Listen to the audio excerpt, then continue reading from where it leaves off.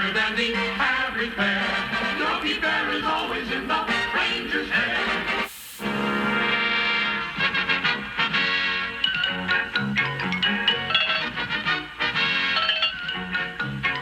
I'm strong to the finish, 'cause I eat big spinach.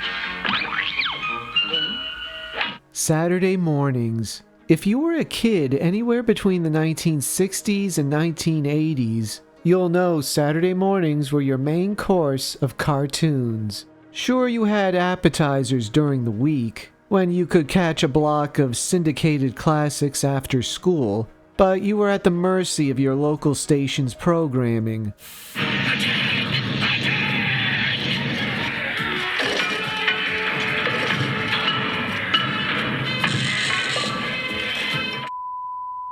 We interrupt this entertaining cartoon to bring you something really boring. Hi, everybody, and welcome to U.S. Farm Report.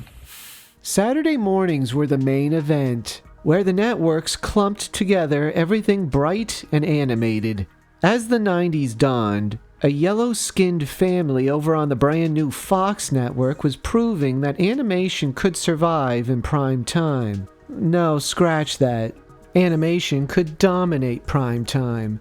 Even so, cartoons were basically prisoners, confined to their strictly regulated time slots. Then a crazy idea came along. What if the cartoons never stopped? An entire channel dedicated to all animation, all the time. Cartoon Network was a stick of dynamite that blew open the Saturday morning jail cell. But for all of the channel's bombastic energy, its logos have been surprisingly elegant. I'm Michael Cahill. Join me for this episode of Into the Logoverse as we celebrate the black and white blocks that serve as the foundation of the kinetic and groundbreaking Cartoon Network. Ooh, what does this button do? Well, thanks for asking, Dee Dee. That's the subscribe button. Viewers can press it and come along for even more trips into the Logoverse. Cartoon Network launched on October 1st, 1992, but its roots stretch back several years earlier. Nicknamed Captain Outrageous, media tycoon Ted Turner was well known for, among other things, his legendary spending sprees. In 1986, Turner acquired the MGM library, securing a massive film catalog, which became the foundation for his cable network, Turner Network Television. In 1991, Turner added another crown jewel, Hanna-Barbera, and he also had the rights to air the pre-1948 Warner Brothers cartoons. Between all of these deals and acquisitions, Turner ended up owning the DNA of American animation. The Flintstones, Scooby-Doo, Tom and Jerry, the Looney Tunes. Armed with this mountain of animated content, Turner gambled on a 24-hour cable channel dedicated exclusively to cartoons. He already had success with a similar formula in 1980 when he founded the Cable News Network, or CNN. At the time, most industry experts had dismissed the very idea. News doesn't happen 24 hours a day, they said. Who's going to watch? Well, turns out, a lot of people.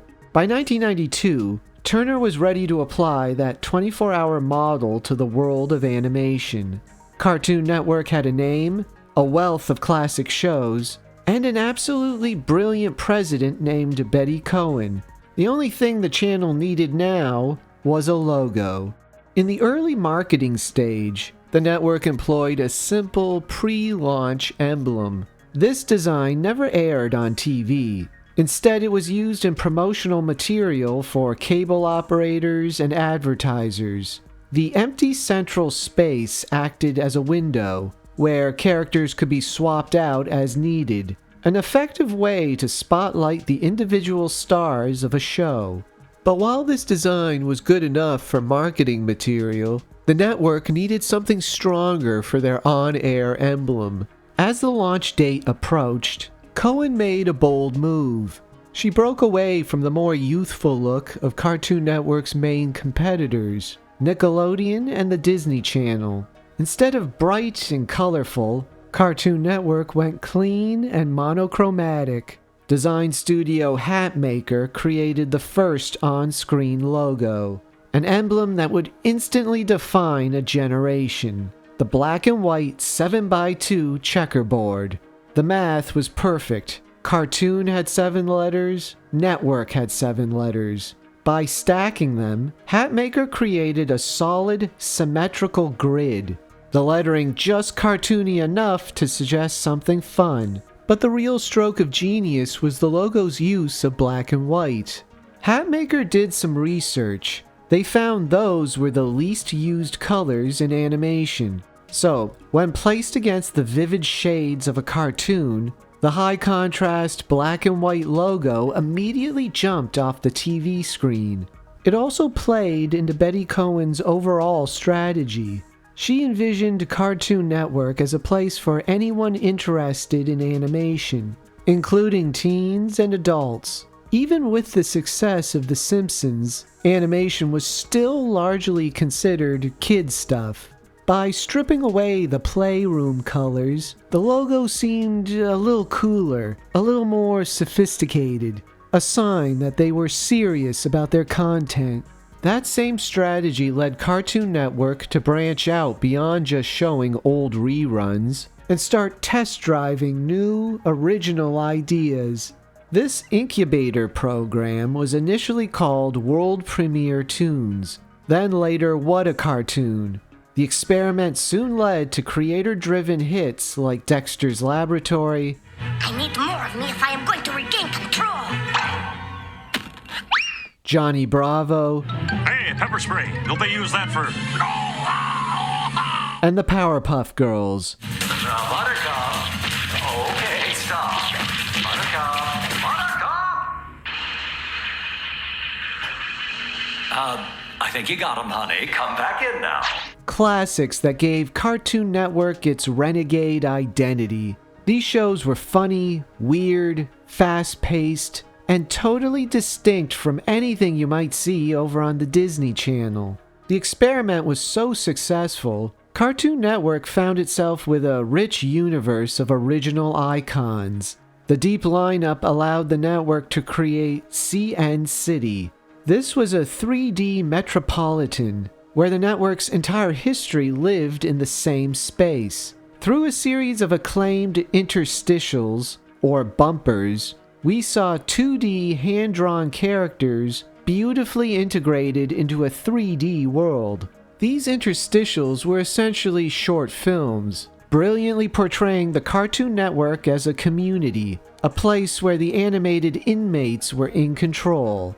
Anchoring this concept was a rebranded logo launched on June 14, 2004.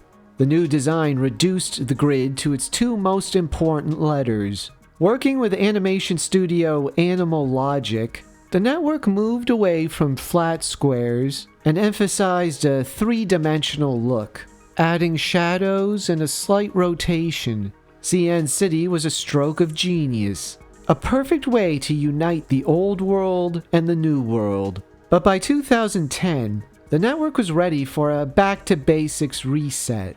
This was now the era of mobile screens and digital-first branding.